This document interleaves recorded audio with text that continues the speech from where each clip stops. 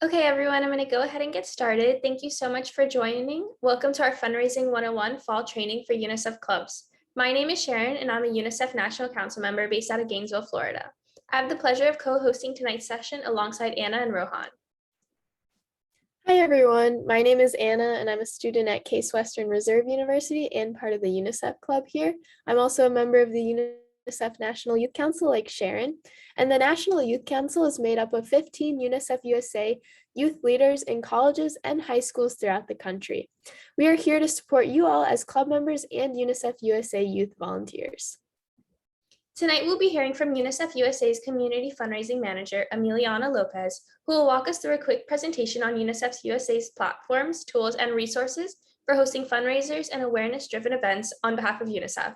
At the end of the session, you'll walk away with the best practices, tips, and tricks to host your own events. We'll also have time for a Q&A, so feel free to chat in your questions using the Q&A chat feature throughout the session. And don't forget, this is all especially important since the funds you raise throughout the school year will count towards UNICEF USA's year-long fundraising competition, which is called the Clubs Challenge, and we'll learn more about this in a bit. At this time, I'll go ahead and turn it over to Emiliana to get started with the fundraising training. Awesome. Thank you guys so much for that wonderful introduction. And hi, everyone. It's very nice to be here tonight and talk to you about some of our fundraising best practices, our tips and tricks. So for those of you who don't know me, my name is Emiliana and I work for UNICEF USA in our community fundraising department. And I'm excited to be here tonight. So to get started, I want to talk to you about what we call the fundraiser and event program. And if you remember anything from tonight, it's these 5 very important things. The first one is that the fundraiser and event program here at UNICEF USA aims to support individuals and groups who are interested in organizing fundraisers and or awareness-driven events on behalf of UNICEF. The second is that our team aims to provide resources, technologies, and expertise to ensure that our constituents, so all of you, have a meaningful experience and to make sure that you maximize your fundraising potential. We call all of these things third-party events, which just means that it's an event that is hosted and organized by an individual, a group, or a company, and financed by that person, and UNICEF is just solely the beneficiary. So we just receive the benefits of your fundraiser. And we capture all of this through what we call the fundraiser and event application. And the number one most important thing that you can remember from this entire session is this friendly URL right here, which is unicefusa.org/fundraiser. We're also going to go ahead and put it in the chat so you can click on it, you can bookmark it, and this will be your one-stop shop where you can go anytime that you want to host a fundraiser. The other thing is that anytime you want to get a hold of us, you can reach us at hello@unicefusa.org, where we'll be able to answer any questions that you might have about hosting a fundraiser or an event. Okay, we're going to give this poll a try. So we have a true or false question here on the screen, and it reads, UNICEF receives millions of dollars in funding from the United Nations on a yearly basis. I'm going to give you 30 seconds to answer what you think. Okay, I see a lot of responses coming in.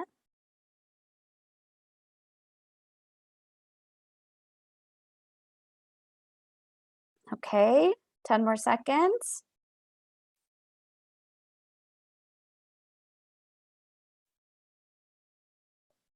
Okay, so let's go ahead and end our poll and see what you guys answered.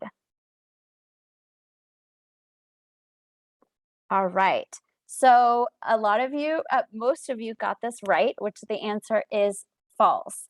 But it is a little misleading, so I can understand why some of you might have put true. The answer is that UNICEF is entirely voluntarily funded and receives no monetary support from the United Nations. That means that UNICEF relies on voluntary contributions to uphold our mission of reaching every single child. So that we rely entirely on folks such as yourselves, but also government, intergovernmental organizations, foundations, the private sector, to make sure that we are able to run our programs around the world. And the reason why I wanted to ask that question and why I bring that up is because it's really crucial to set the tone for this entire presentation by first and foremost noting just how important the work that you all are doing anytime that you host a fundraiser is, because we really wouldn't be able to carry out UNICEF's mission. We wouldn't be able to reach all those children around the world if it weren't for every single dollar that you guys are raising in your schools, in your communities. So I just wanted to make sure that at the end of the day, you remember why you're here, why you're doing this, and why it's so crucial that you are out there in your communities making a difference. Okay, so now let's kind of walk through what the steps are to hosting a fundraiser in support of UNICEF. So first, you come up with an idea for an activity or a fundraiser. Then you would go to our handy dandy friendly URL, unicefusa.org/fundraiser, which remember is that one thing that you shouldn't forget after tonight. And you'll go ahead and fill out what we call our fundraiser and event application. And then once approved, you can explore all of our resources that we have available to you. For example, you can customize your own event platform or a fundraising page, which we are going to go through right now. So this is just a quick snapshot of our fundraiser and event application. So here you'll be able to provide all of the details of your idea, including what area of UNICEF's work you want to support, what kind of event you're going to host, how you're going to use UNICEF's logo, all of the details about your fundraiser. But you also have an opportunity to check a box for a UNICEF ticketing page. So this platform allows you the opportunity to either sell tickets or gather RSVPs for your fundraiser and event. So I just want to note that if you do want to get set up with one of these, you'll want to make sure that you check the box when you are filling out the fundraiser and event application. So let's talk a little bit more about that platform and why it's so useful. So as I said, you can create and customize your own event page to sell tickets or to gather RSVPs. You can easily customize all of the event details. So you can customize the date, the time, the location, everything for people to be able to know and understand what your event is.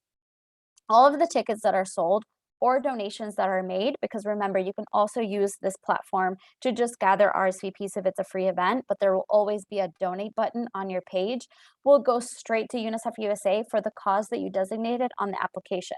So if you filled out your fundraiser and event application and selected that you want to support UNICEF's water and sanitation programs, all the donations that come in through your event page will go to that cause.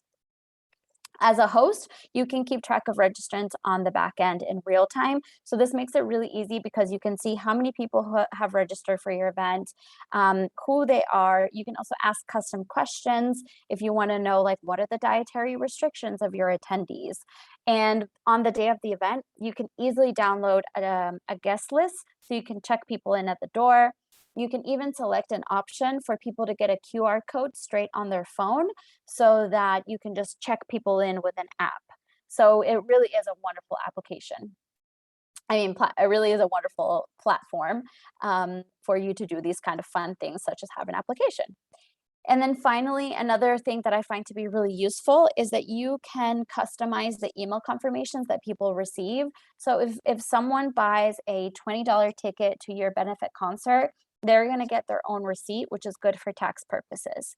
But also, let's say it's a free event, you can put in those Zoom details in that customized confirmation email so that they'll receive it straight in their inbox whenever they RSVP for your event.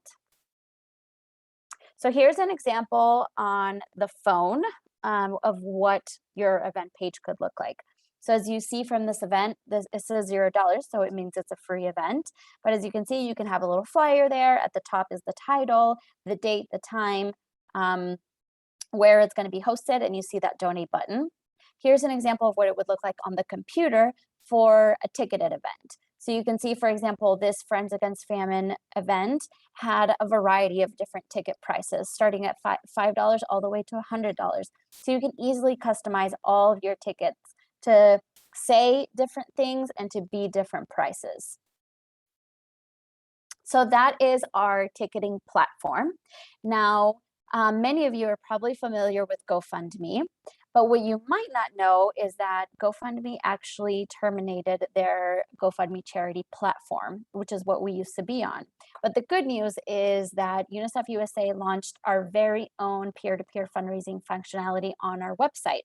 So you can now go to unicefusa.org/P2P clubs, and you can start your very own fundraising page. And we're gonna put in that URL in the chat box as well, so you can easily go to it. So as you can see from the screenshot here, you can customize the title, which is where I have XYC UNICEF Club. You can customize the goal, you can customize the language, and people can donate any amount to your online fundraiser. And similar to GoFundMe, you can customize all of the things that I just mentioned, and you'll also be able to track donations in real time on the back end. So you'll be able to see everyone who has contributed to your fundraiser. So I definitely encourage all of you to go ahead and start a peer-to-peer fundraising campaign for your club. You can have one running for the entire year. So maybe you have a goal to raise $5,000 for the entire school year. You can start one for your club, and at any of your events, at any of your tabling events, or at your meetings, you can always remind people, hey, make sure that you make a donation to our fundraising campaign. You can also start one if there's like a specific event that you're doing or a specific moment. So maybe you want to dedicate the month of December to fundraising for a specific cause. Or maybe you want to encourage your club members to dedicate their birthdays to UNICEF. This peer-to-peer functionality is going to allow you to do all of those things. So again, definitely encourage you to give it a try when we are done here. Another really cool platform that we have that you may or may not know about is an auction platform. So if you're interested in hosting an in-person or a virtual auction, we can actually get you set up through our platform to be able to host your own auction in support of UNICEF. So you can add all your items, manage the price amounts, manage the receipts and all that kind of stuff. So it's also a really, really great platform that we have available to you. Once your fundraiser and event application is approved, you'll also get access to what we call our fundraiser and event resources page. So it's this page here on the left, which has a variety of different buckets or collections full of resources. So if you click on the one that makes most sense for your event, you'll be able to download different things that you can use to either create your marketing materials. So for example, if you click on the brand guidelines bucket, you will see all of our in support of UNICEF USA logos there. If you click on the templates one, you will see templates that you can use to create invitations and things like that. So definitely encourage you to utilize these. You will receive them in an autoresponder once your application is approved. And as a reminder, these are the logos that you will always want to use whenever you are creating your flyers. In those buckets, but also in our friendly URL that you see here on screen, unicefusa.org/club resources, which we'll also put in the chat box. You also have access to lots of different one-pagers and documents that you can utilize to host your events. So we have a really wonderful event ideas 2-pager where we've outlined a lot of different events that we've seen people host in the past that we think are really successful and that you might consider hosting. We also have a fundraising and events guide that walks you through literally step by step on how to host a fundraiser. So things that you should consider when you want to host an event and all the different tips and tricks that we have available to you. So we'll link that in the chat as well.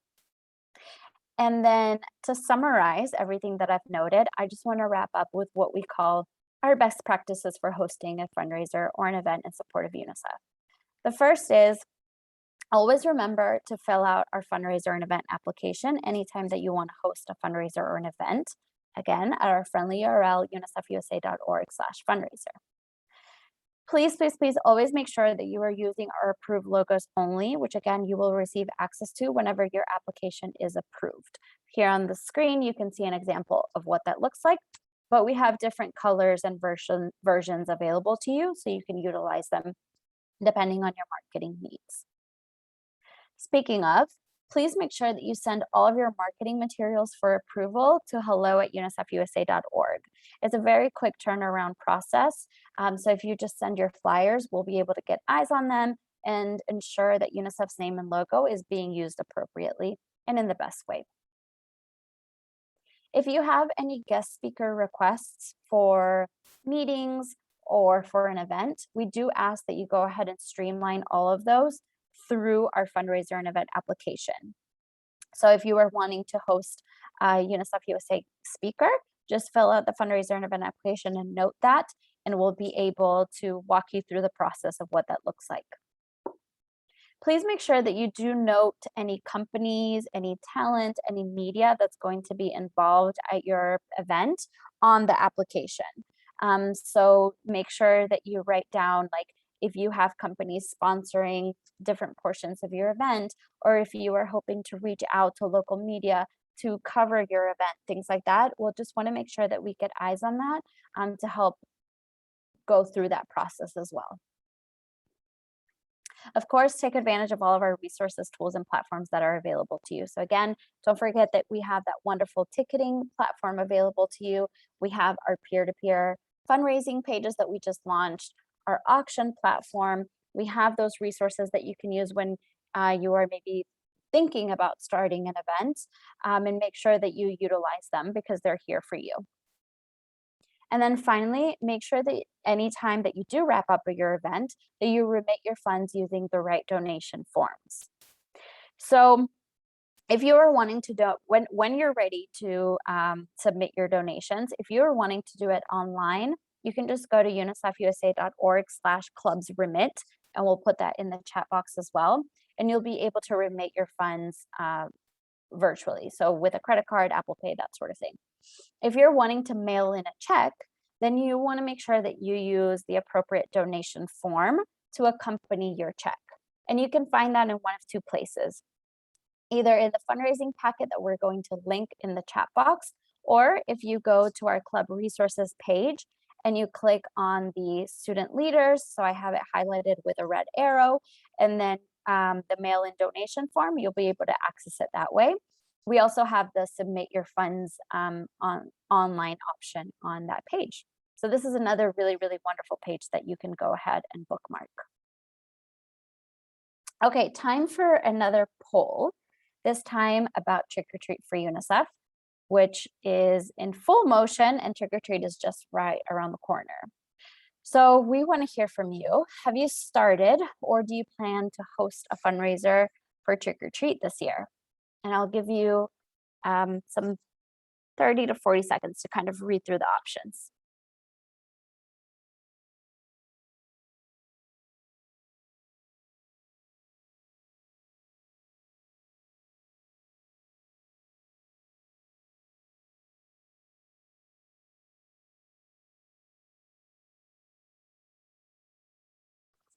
Okay, awesome.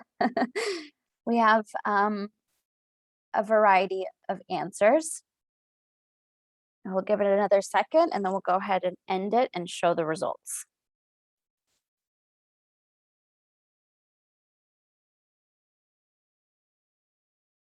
Okay, let's go ahead and wrap up the poll and share our results. Okay, so it sounds like most of you have an idea, but you haven't started yet. Makes this presentation quite timely. Some of you have already organized a fundraiser, and some of you have planned it and it's coming up. None of you have a digital fundraiser, so I'll talk about that in just a second. So wonderful. Well, as most of you may or may not know, Trick or Treat for UNICEF started in 1950, so it's been around for quite a long time.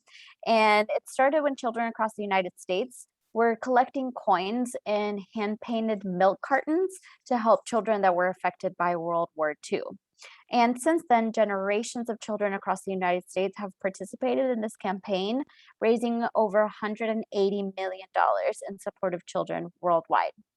Now, this year and last year, we've kind of took a different turn into this campaign.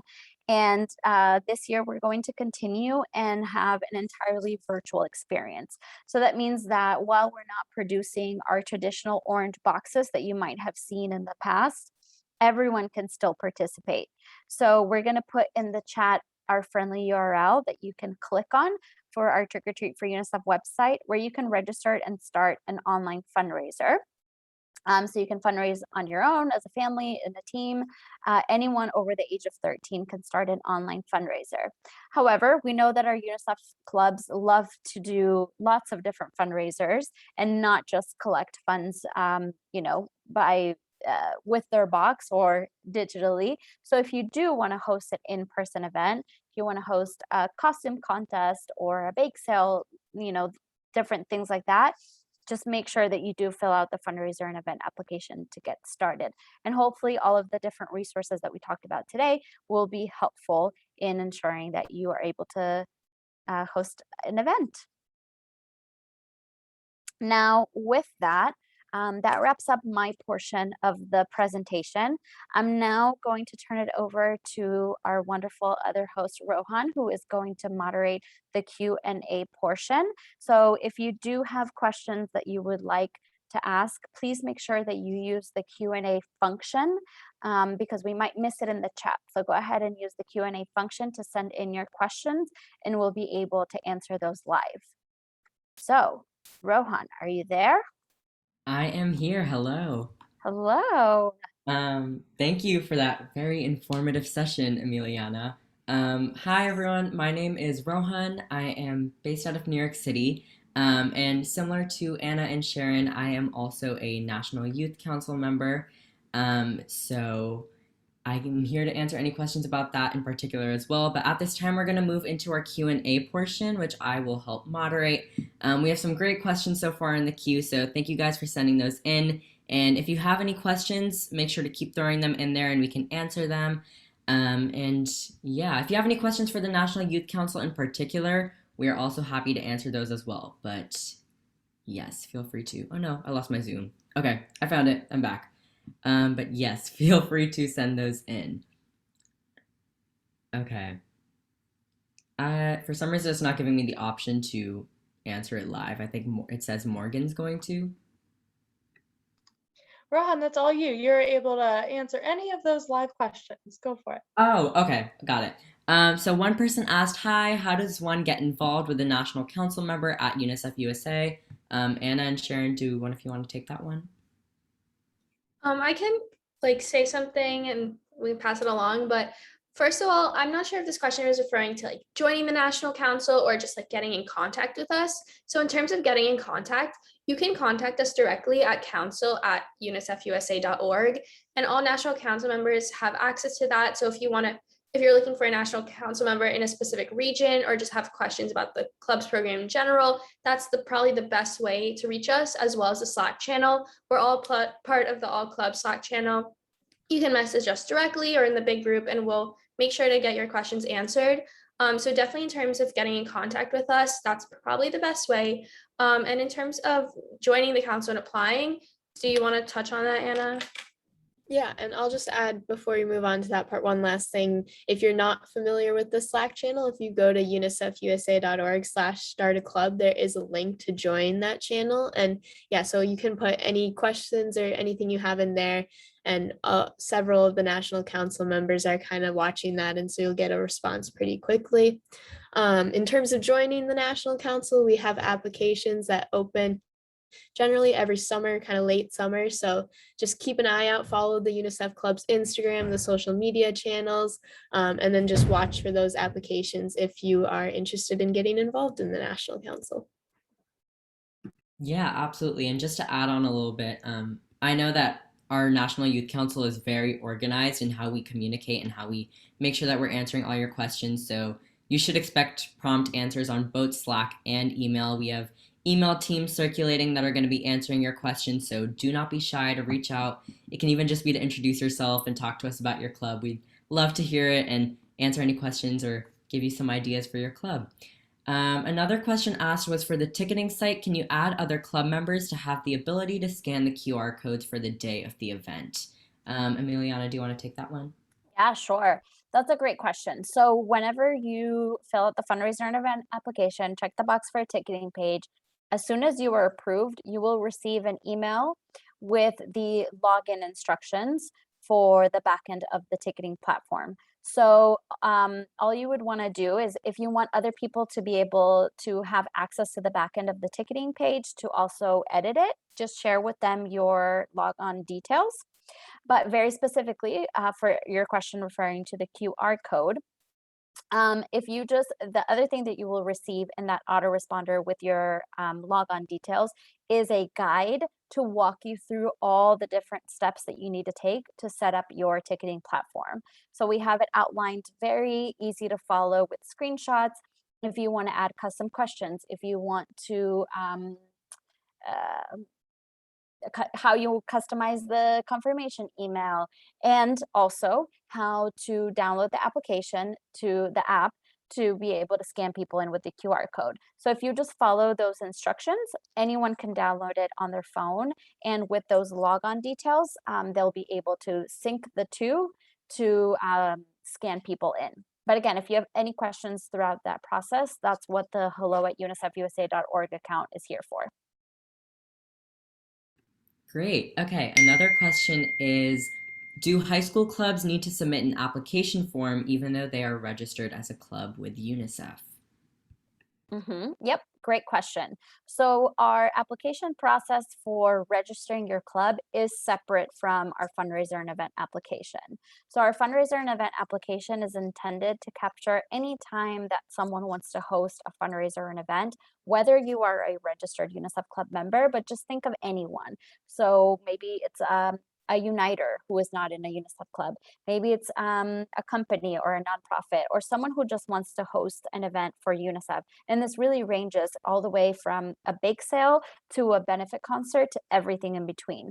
So we do kindly ask that anyone, whether they're a UNICEF club member or anybody else, that they do fill out the fundraiser and event application whenever they want to host their event. And this allows you to unlock all of those different resources, our ticketing platform, the fundraising and pages, our logos. It allows you to unlock all of those resources so that you can have a successful event. Great. Okay. And then I have another question here. How do you fundraise as a new club without money? This is a really, really great question. So I'll give my take, and then maybe if you all have any experience from your end, I would love to hear your thoughts. So I think something that is important to note that is actually a really wonderful feature of our ticketing platform is that we do allow our hosts to submit or apply for what we call our reimbursement program. So all fundraisers that are hosted in support of UNICEF, we ask that you maintain a 4-to-1 ROI, which means that for every dollar that you spend on overhead costs, at least $3 are raised for the nonprofit. So if you spend $1 on overhead costs, $4 must be raised. And we do offer through our ticketing platform a reimbursement option where for every ticket that you sell, up to 25% will be reimbursed back to you to help cover those overhead costs. So that's also a really wonderful feature that we have and that you can take advantage of. And we just go through a process of getting your budget approved to make sure that you can utilize that. But I will let you all speak to other kind of creative ways that you have about raising funds, whether that's dues or other things like that. I can speak on this just because this is something that I'm actually dealing with right now in my current club. I'm currently the president of the Gators for UNICEF Club at the University of Florida in Gainesville. So we're also a new club. So something that we've been doing to like kind of combat this issue is, first of all, we are collecting dues since like obviously just to get like like materials for fundraisers. We found it to be necessary. We didn't do it last semester, so this is something new. And it just kind of like allows us more opportunities to like pick and choose fundraisers. But as Emiliana said, like that reimbursement option is so amazing, and I am only newly familiar with that. So I'm definitely going to be taking advantage of that and host even better fundraisers. But of course, like I really try to keep dues limited just so to increase like participation and involvement in the club. So something that I would really suggest is a social media fundraiser. I think that this is especially like important during the pandemic, allows like social distancing. Obviously everything is virtual, but you can do this on Facebook or Instagram, like storyboard where people like do like a bingo and then their friends and family donate through Venmo or any type of like money sending platform. And that's a great way to collect a lot of money. It's quick, and also you can incorporate an advocacy part of it, where if you like on the graphic, just put like, oh, we're collecting money to provide children in developing countries with wells in their communities. That just like provides like a quick insert of what we're doing in the UNICEF Clubs program, and also doesn't require any funds to start that fundraiser. But that's not something we're doing in my club that's been proven effective. But yeah, if anyone else wants to share. Yeah, I'll jump in with a couple of things from my high school club because we had kind of a similar situation and we didn't collect dues or really have any money from our school. So one thing I'd recommend is first, if it's your first fundraiser, like start small, host, like have your club members volunteer to have a bake sale and collect a suggested donation for each thing you sell at your bake sale. And that's really easy. Like one year our club did chocolate covered pretzels. Took us one club meeting to make, not that difficult to do. And then as you go along and you start hosting more and more fundraisers, like we were able to reach out to businesses in our community who would give us discounted or free food and stuff. So like we hosted an outdoor movie event every year and we'd reach out to the same pizza business and popcorn business. We got free popcorn every year and we got very discounted pizza every year. So if you start building relationships and tell them what you're fundraising for, what the UNICEF Clubs program is about, there's a lot of companies and businesses that will be willing to either give you free stuff for your events or a lot of discounted items. So that's my advice for some of those fundraisers. Yeah, and I'm also going to jump in there as well. I'm also tackling the same issue with my UNICEF club. I'm the president of a UNICEF club at my high school, and I think it's different for every school too. I know some schools actually have a budget that you can utilize for clubs. Other schools, it's a great way to, I know almost all schools have a PTA or a parents association that helps fund a lot of activities going on in the school. So I would reach out to them and see if that's an option. And I believe, like Anna mentioned, I think fundraisers are the best way to get out there and kind of start showing and start demonstrating what your club is about, what your mission is, and it's a great way to build community as well. So I would recommend doing that. And you can even use some of the funds as operating funds, and there are a lot of different things that you can do with those fundraisers. So you have a lot of options, and you can reach out to us with any other questions on that front. Someone is asking, could you go more in depth about the reimbursement option for new clubs without monetary funds? Sure. So, well, one thing that I was going to say that you all touched on is you can always reimburse yourself back as well. So, like, let's take Anna's pretzel example. So, if perhaps it cost the club $100 to purchase the pretzels and the chocolate and the napkins and everything else, and then they went out and sold those pretzels and then received and ended up getting $400 or more in proceeds, then you can reimburse yourself back for those $100. So just keep in mind that friendly 4-to-1 ROI. So if you just multiply your overhead cost times 4, that's your goal of how much money you want to be raising at the very least, and you can reimburse yourself back for up to 25% of your proceeds. That's like if you are doing something on campus and you're receiving the cash in your hands, all those profits, you can go ahead and reimburse yourself if they're within that 4-to-1 ROI. Donate the rest. That's perfectly fine. Now, if you want to utilize our ticketing page platform, and that reimbursement feature, then we would go through different steps. So step one, once your event is approved, you would send us, we would provide you with a template, an Excel template, where you would outline all of your different expenses that you have for your event. So let's say it's a benefit concert. So for your benefit concert, you need to pay this much for your production costs, this much for your marketing costs, this much for so on and so forth. And this is your goal of how much you're going to raise. And remember, that goal has to be at least 4 times what you're hoping to spend on your overhead costs. So you need to show us that you are going to be able to raise at least 4 times the amount that you're going to spend on hosting your fundraiser. And then we would walk you through the process and the instructions of how to set your bank account up with our ticketing platform. If you're a minor, it does have to be with consent of your parent or guardian, or with their details. And then basically every ticket that you sell, so let's say the ticket to that benefit concert is $20, you will be reimbursed 25% of up to 25% of that ticket back into your bank account to help cover those overhead costs. Now, this option is per ticket, so not for the entire. I mean, you have to feel comfortable that you're going to sell enough tickets to help cover those overhead costs. But either one of those two, I think, are great. Either reimbursing yourself back for your overhead costs and kind of biting the costs on the front end, or going through our process as well. Yeah, absolutely. And then a couple more questions before we move on.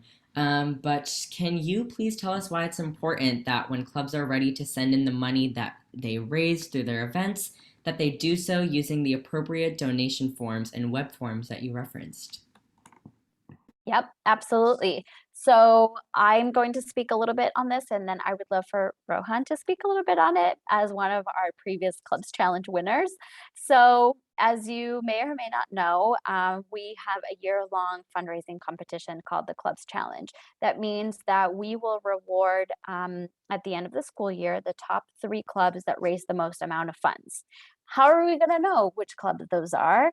We can only know and identify those funds as coming in from your club if you donate them using the appropriate donation forms. So you must donate them through our online portal, that unicefusa.org/clubsremit friendly URL, or by mailing in a check using the appropriate donation form. If you just go to our website and make a donation on our website, or your teacher goes and does it, or your parent, we're not going to know that that's from your club. So we're not going to be able to track that towards your record and towards the Club's Challenge. So please, please, please make sure that you always submit your donations either by starting a fundraiser. You can use our ticketing platform. You can use our different platforms like our ticketing platform or our donation form, or by just remitting through the 2 ways that we noted. And remember, they're always going to be up on our website at unicefusa.org/club resources. They're always going to be there. And you'll always want to use those to make sure that they're tracked appropriately. Rohan, anything that you would add to that? Yeah, just a little background. So my club, once again, LAG UNICEF, we raised a lot of money through when it was existing, the GoFundMe charity platform. We used that for a competition event we did in April, and I believe that we were number one on the GoFundMe charity charts for UNICEF clubs. We hadn't used any of the other forms or platforms since it was our first year, but that allowed for us to enter into the George Harrison Fund for UNICEF Challenge, which is a really great fund, and they allow for a lot of clubs to participate and raise as much money as possible for UNICEF. And through that means, our club was selected as a 3rd place winner, and we got some great merch packages, and we even got to speak with Emiliana and provide some quotes and references as to the work we've done. So it was a really great opportunity for our club, and there are many such opportunities that you will experience throughout the year. And yeah, it was a really great opportunity, and basically using those online digital platforms allows for you to make yourself competitive with other clubs as a whole. Yep. All right, and then last question before we move on. What are some COVID-friendly fundraising ideas that you've seen work well in the past year? I can start off with this one. So, our school was fully online for a year. So, one of the events we did was we hosted a virtual watch party. And so we showed a movie, but we also had food and stuff that we delivered to people who would purchase the food, and that way they could eat their candy or popcorn or whatever during the movie. And so we raised a lot of money using this. And one thing I just recommend for any virtual fundraisers is to reach out to other clubs that are nearby, because it makes it so much easier when you're virtual to partner with other clubs. That way you can get so many, because not everyone wants to attend a virtual event. Like we get it, Zoom isn't always the most fun. But if you partner with other clubs, you reach a lot of broader audience, and they don't have to be in your city because it's online, it's virtual. So I would really suggest finding, and you can go to a UNICEF clubs map on the UNICEF clubs website too and find those clubs. And that's one way to make virtual fundraising kind of more fun and appealing to with that. And I'll pass it on to Sharon if she has anything to add. Yeah, so that was actually really great, and mine was going to be super similar to that. So I would just add on, the virtual watch party is a great idea, but now that things are changing with COVID, I say that maybe some people might be more comfortable with outdoor events. So if that's you and your club, and consider like an outdoor watch party. You guys can get blankets, and food outside, and have a projector on like a blank wall or some type of like tapestry. You can see if your school is willing to like provide like the wall of your school building, or like on my UF campus, like we have a designated area to have outdoor watch parties, or even like organize a drive-in movie theater, which would be like more of a bigger event. But if you're willing to organize that, and kind of have that maybe as like your big semester event where everyone gets together in their separate cars, that's definitely COVID friendly. And then just to add on to that, considering like what movie you're going to play, and that's a great way to incorporate advocacy and education to your COVID friendly fundraiser. So an example of that is like putting a human trafficking documentary, which really emphasizes like one of UNICEF's like main educational priorities, child trafficking, making people aware of what's going on in our communities, and across the globe. So just kind of incorporating both of that education, advocacy, and fundraising portions of the club into your COVID friendly event. So it really comes full circle. But that's what I'd had to add on to that. Rohan, if you want to add anything as well. Yeah, no, those are some great ideas. My club only started last year, so most of our fundraisers were over Zoom and using those GoFundMe platforms and other resources. But those are definitely some great ideas for clubs that are currently meeting virtual, because I know there are some. Definitely implement some of those ideas or take some inspiration from them. So that concludes the Q&A session of today. Thank you guys so much for asking questions. Before I pass it on to Sharon, I do want to emphasize, as mentioned earlier, any of the National Youth Council members are here to answer any questions you have. So we would respond to you guys within 48 hours if you reach out to our Slack or our email. We also would love to get to know you guys. So even if it's just a hi, and if it's a little thing about your club, or if you want some ideas or inspiration for a fundraiser thing that you want to plan this month, definitely reach out to us and we'd be more than happy to help out.